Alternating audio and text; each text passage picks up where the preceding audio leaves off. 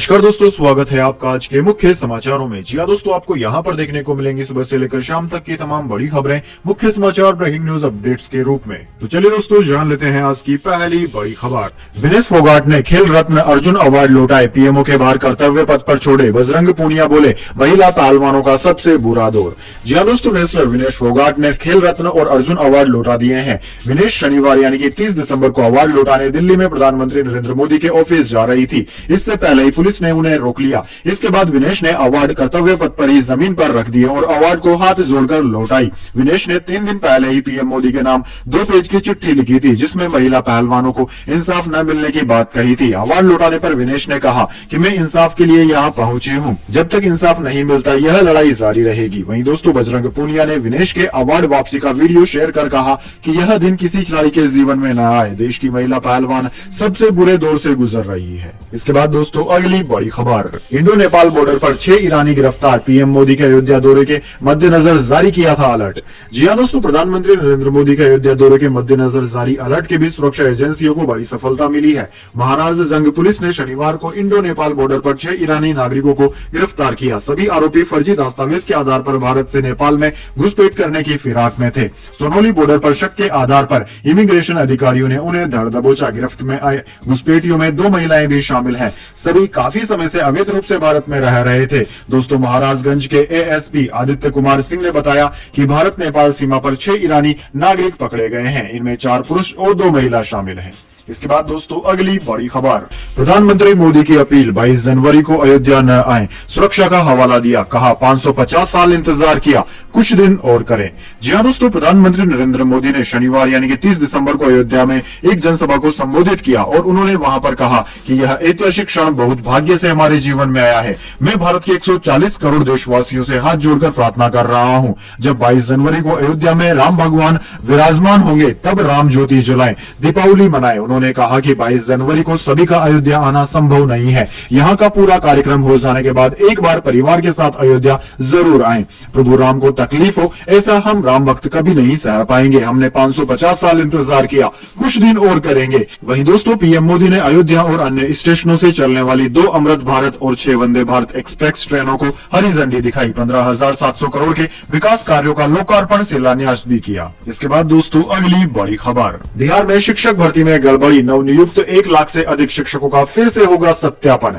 जी हां दोस्तों, बिहार शिक्षा विभाग ने पिछले महीने भर्ती हुए लगभग 1 लाख शिक्षकों के पुनः सत्यापन का आदेश दिया है। विभाग को शिकायत मिली थी कि प्रवेश परीक्षा में शामिल होने वाले और नियुक्त होने वाले उम्मीदवार अलग अलग थे, जिसके बाद यह निर्णय लिया गया। शिक्षा विभाग के अतिरिक्त मुख्य सचिव के पाठक ने 28 दिसंबर को सभी जिलाधिकारियों को लिखे पत्र में 15 जनवरी से पुनः सत्यापन अभियान चलाने का आदेश दिया है।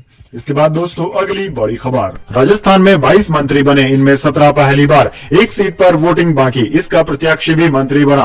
राजस्थान में ऐसा पहला मामला। जी हां दोस्तों, राजस्थान में भजनलाल सरकार मंत्रिमंडल का विस्तार हो गया है। राज्यपाल कलराज मिश्र ने 22 मंत्रियों को शपथ दिलाई। इनमें 12 कैबिनेट और 5 राज्य मंत्री स्वतंत्र प्रभार 5 राज्य मंत्री हैं। वहीं दोस्तों, भाजपा ने श्री करुणुपुर सीट से प्रत्याशी सुरेंद्र पाल सिंह टीटी को मंत्री बनाया। यह राजस्थान में पहला मामला है जब चलते चुनाव के बीच प्रत्याशी को मंत्री बनाया गया हो। श्री करणपुर सीट पर कांग्रेस प्रत्याशी गुरमीत सिंह कुन्नू के निधन के कारण चुनाव कैंसिल हो गए थे। वहां 5 जनवरी को वोटिंग है। नियम के अनुसार कोई भी वयस्क भारतीय नागरिक बिना विधायक बने 6 महीने तक मंत्री बना रह सकता है।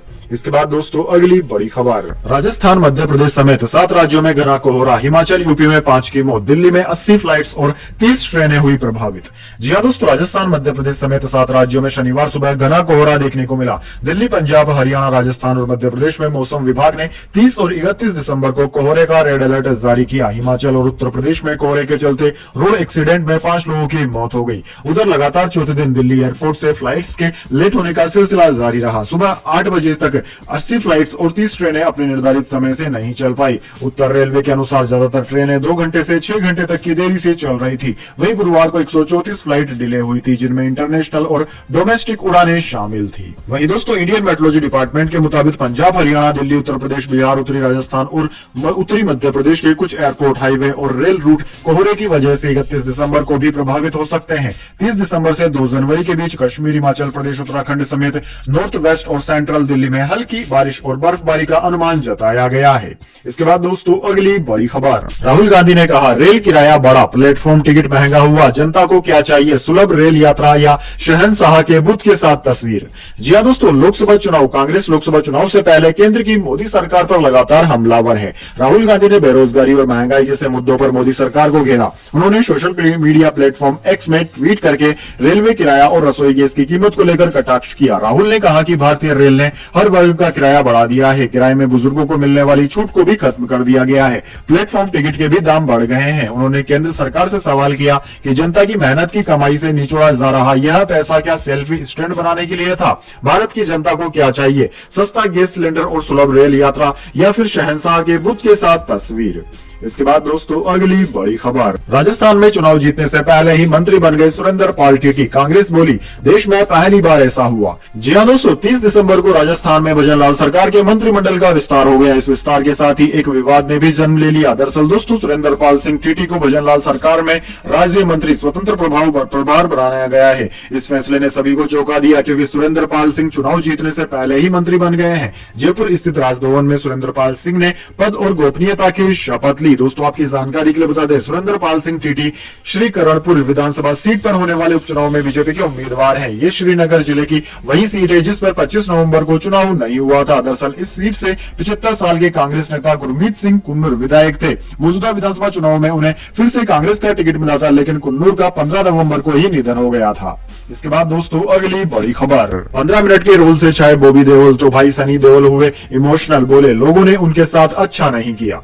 जी हां दोस्तों, बॉबी देओल इस वक्त एनिमल की सफलता का जश्न मना रहे हैं, लेकिन एक वक्त था जब कोई फिल्म निर्माता उन्हें पूछ नहीं रहा था। उनमें तब भी भरपूर काबिलियत थी। वेब सीरीज आश्रम उनके करियर का महत्वपूर्ण पड़ाव था, जिसने उन्हें न सिर्फ बुरे वक्त से उबारा बल्कि लोगों को बताया कि वे विलेन के रोल में निभाने में कितने माहिर हैं। अब सनी देओल ने एक बातचीत में बॉबी देओल के करियर के उतार चढ़ाव पर दिल की बात कही। सनी ने कहा कि मैं उनके लिए बहुत खुश हूँ। लोग उनके साथ निष्पक्ष नहीं थे। लोग कहते थे कि वे कितने प्यारे लड़के हैं। हर कोई ऐसी बात कह रहा था, लेकिन कोई उनके लिए कुछ नहीं कर रहा था। वे उनकी क्षमता किससे वाकिफ थे। सनी देओल वेब सीरीज आश्रम को बॉबी देओल के करियर का टर्निंग पॉइंट मानते हैं। इसके बाद दोस्तों अगली बड़ी खबर, चाय बहुत अच्छी बनाई है और मैं चाय वाला हूं। अयोध्या में पीएम मोदी ने कुछ ऐसी की मीरा माझी की तारीफ।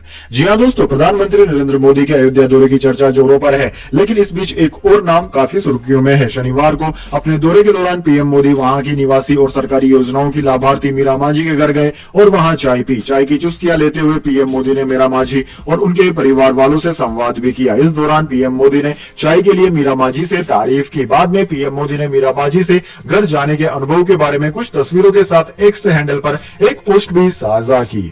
इसके बाद दोस्तों अगली बड़ी खबर, महबूबा मुफ्ती को पुंछ में मारे गए 3 नागरिकों के परिवारों से मिलने से रोका गया।